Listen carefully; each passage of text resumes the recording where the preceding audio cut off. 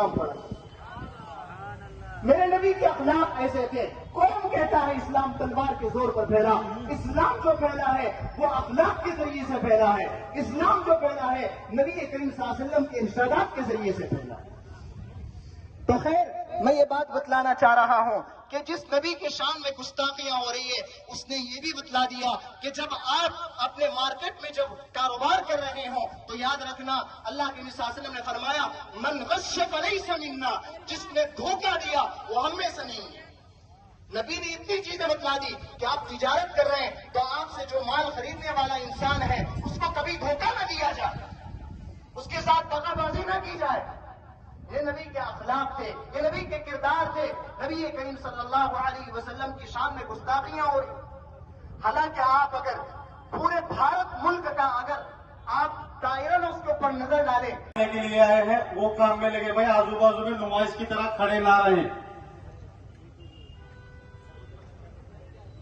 इसके बाद हाफिज इदरीस साहब से गुजारिश करूंगा कि अपने बात को 2 मिनट में खत्म करें, 2 मिनट में रखें।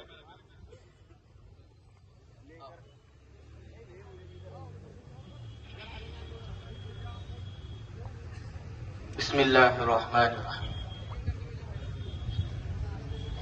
बहुत देर से आप यहाँ पर बैठे हुए अपने जज्बात का इजहार कर रहे हैं और सुन रहे हैं। यकीनन या सल्लल्लाहु अलैहि वसल्लम की मोहब्बत हमारे दिलों के अंदर कूट कूट कर भरी हुई है, इसको कोई भी खत्म नहीं कर सकता और बढ़ती रहेगी इंशाअल्लाह। जितना छोड़ेंगे उतनी हमारी आप सल्लल्लाहु अलैहि वसल्लम से मोहब्बत बढ़ती रहेगी। क्या है बोले तो क्या करना, फिर सुन लेना।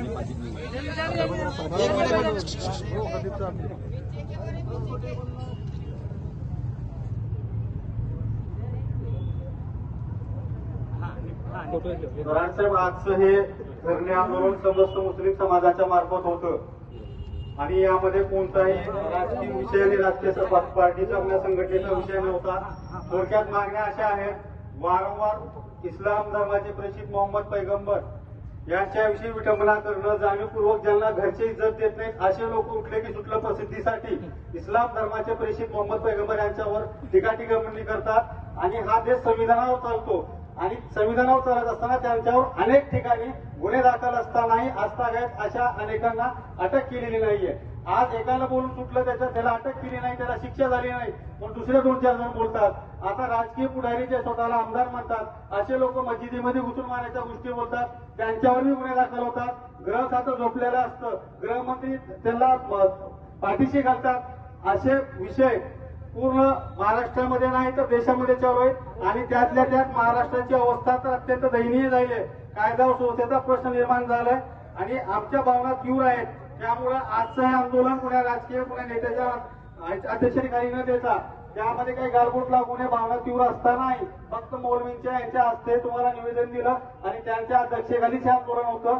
भविष्यात आमच्या अशाच भावना अशाच इच्छा तीव्र शासनापर्यंत पोहोचाव्या आणि त्याला शिक्षा व्हावी अशी अपेक्षा समस्त धरना आंदोलन के बारे में तो सब हम उन गुस्ताखी नबी की मजम्मत करते हैं। पहले तो चाहिए तो यही था कि हिंदुस्तान के अंदर हुज़ूर सल्लल्लाहु अलैहि वसल्लम की एक सुन्नतों पर, जैसे पर्दे का मसला आया, हिजाब का मसला आया, उस वक्त में भी कुछ गुस्ताखी रसूल जो सुन्नत है उसकी गुस्ताखी की हुई थी। उसी वक्त जो है इनको पकड़ा जाता, उनको सज़ा दी जाती, तो एक एक करके जो है बात कम हो जाती। उसके बाद और सुन्नतों पर हमला किया गया, वहाँ पर भी दाढ़ी पर, कभी और कोई लिबास पर, कभी और मस्जिदों के बारे में, कभी अज़ान के बारे में, जो हमारी सुन्नत और वाजिबात है उस पर किया गया। यहाँ तक कि आज जो है नबी पाक सल्लल्लाहु अलैहि वसल्लम पर जो है ज़ुबान बदज़ुबानी की गई। हम इसका पुरज़ोर मज़म्मत करते हैं और शासन से, प्रशासन से दरख्वास्त करते हैं कि आपकी ढील की वजह से दिन ब दिन हिंदुस्तान के अंदर माहौल ख़राब हो रहा है। इस माहौल को अगर अच्छा बनाना है, हम सोने की चिड़िया या हिंदुस्तान को महान हिंदुस्तान बनाने के जो ख्वाब सोच रहे हैं, तो वो महान जब बनेगा कि हर मज़हब को आज़ादी के साथ में जीने का जो इख्तियार हमको संविधान दिया है उस इख्तियार पर हम चलेंगे और जो इसके अंदर को मुदाखल करे उसको सज़ा देंगे। जब ही जो है ये मुल्क महान बन सकता है। किसी को किसी मज़हब को तोड़कर या कटाकर या सज़ा तकलीफ़ देकर ये मुल्क बड़ा नहीं बन सकता। तो हम शासन से, केंद्र सरकार से भी दरख्वास्त करते हैं कि जहाँ कहीं भी मुल्क के अंदर ऐसा कोई अगर आवाज़ उठाए तो उसको कड़ी से कड़ी सज़ा दी जाए। ये हम तमाम उलमाए किराम और यहाँ के तमाम मुसलमान की जानिब से ये दरख्वास्त करते हैं। इस्लाम धर्माचे प्रेषित मोहम्मद पैगंबर यांच्यावर विटंबना करून ज्यांना कोणी भुरटं विचारत नाही असे लोक फेमस होण्यासाठी TRP वाढवण्यासाठी त्यांच्यावर लायकी नसताना मोहम्मद पैगंबरावर त्यांच्याविषयी काही बोलतात आणि अशा लोकांना आळा घालण्याचा विषय सोडून त्यांना मोकळं सोडण्याचं काम सध्याच्या नाकारते राजकारणी लोक करत आहेत. गृह मंत्रालय झोपलेलं आहे. गुन्हे दाखल असतानाही देखील ज्यांनी मोहम्मद पैगंबराची विटंबना केली त्यांना पाठीशी घालायचं काम फडणवीस साहेब करत आहेत आणि त्यांनाही कळून चुकलं आहे की येणाऱ्या विधानसभेमध्ये आपली काय अवस्था होईल, आपण राजकीय असाल की नसाल, आपल्या पक्षाचा काय विषय असेल, त्यामुळं कुठेतरी हिंदू मुस्लिम दंगल व्हावी, समाजामध्ये तेढ निर्माण होऊन आपला काहीतरी फायदा होईल काही अशा अपेक्षेनं त्यांनी नितेश राणे यांच्यावर कारवाई केली नाही, रामगिरी महाराजावर केली नाही आणि त्याच्यानंतर तिसरं कोणतं तरी भोंदू महाराज उठलं आणि त्यांनी मोहम्मद पैगंबराविषयी विटंबना केली त्यांची, असे शब्द चालू आहेत. माझी राजकर्त्यांना विनंती असेल, सध्या महाराष्ट्रामध्ये जसं महाराष्ट्राचा आत्तापर्यंतचा वारसा आहे फुले शाहू आंबेडकरांचा जे महाराष्ट्र आहे त्याचा वारसा सामाजिक सलोखा न बिघडू देता अशा लोकांना जेलमध्ये टाकून त्यांना कडक शिक्षा करण्यात यावी अशी समस्त मुस्लिम समाजाची मागणी आहे. धरना आंदोलन में हम यही कहना चाहते हैं कि जैसे ये जो मुल्क में जो फसाद हो रहे हैं, दंगे हो रहे हैं, तो ये हमारा शुरू से ऐलान रहा है कि जो दंगा करने वाले फसादी लोग हैं वो किसी मज़हब के नहीं हैं.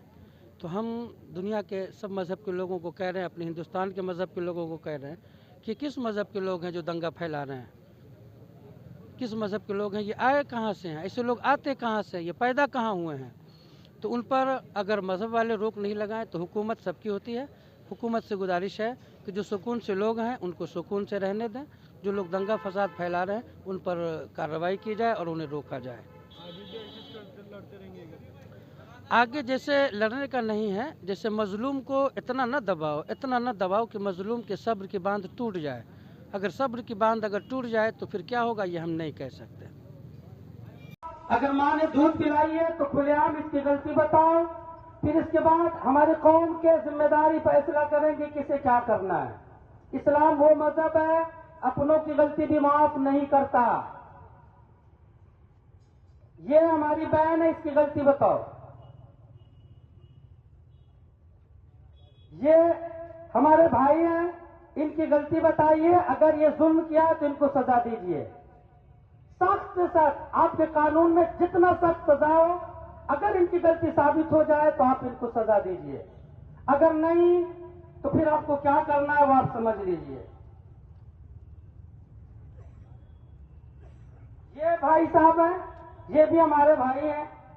इनकी गलती बताइए, इनकी गलती क्या है, इनकी गलती बताइए, इनकी गलती क्या है. अगर गलती निकल आए, चुप थोपने वाली नहीं, जब जाहिर कीजिए गलती क्या है. अगर गलती है तो सजा दीजिए, अगर नहीं तो फिर क्या करने का है, क्या करने का है. सब लोग बोलिए, गलती है तो, गलती है तो, गलती है तो, अगर गलती नहीं तो.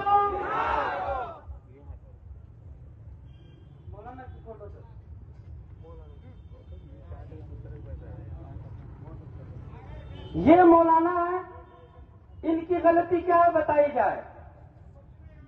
अगर गलती है तो इसे सजा दी जाए, अगर गलती नहीं है तो,